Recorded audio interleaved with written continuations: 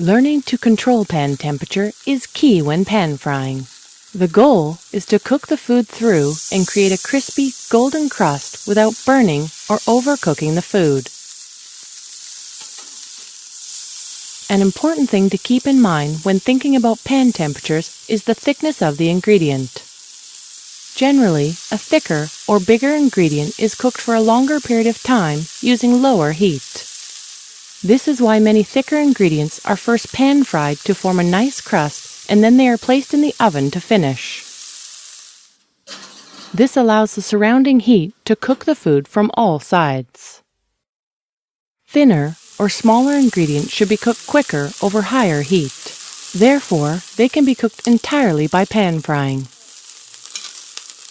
Another thing to keep in mind is controlling and adjusting the heat during cooking. Too high of heat will burn the food before it's cooked through. High heat will also burn those desirable souks and pan juices, which otherwise could be turned into a great sauce. Too low a heat will prevent the food from coloring nicely, which also results in less souks. Low heat will also make for longer cooking times, which could potentially toughen or overcook the food. So how do you know when to adjust the heat? The main indicator an experienced cook uses to gauge pan temperature is to listen to the sizzling sound, which is the sound of the food's moisture and steam reacting with the pan's hot oil. An intense sizzling sound indicates high heat and fast browning. This is generally the type of heat used in restaurants where cooks are very experienced and need to cook things quickly. For the home cook, a gentle sizzling sound is generally more desirable, as this indicates a more gradual browning and cooking of the food.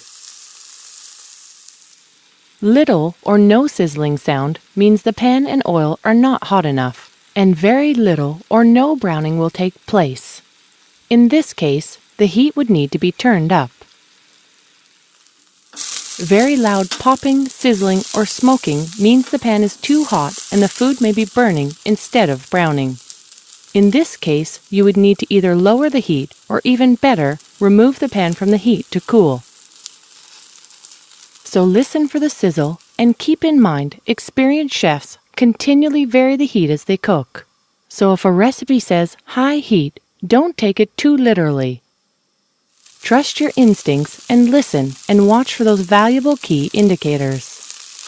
Ask yourself, is this a good sizzle? Is the food getting a nice, even-colored crust? By paying attention to the slight changes in sound and color, you'll quickly learn when to adjust the heat and how to maintain the ideal pan temperature.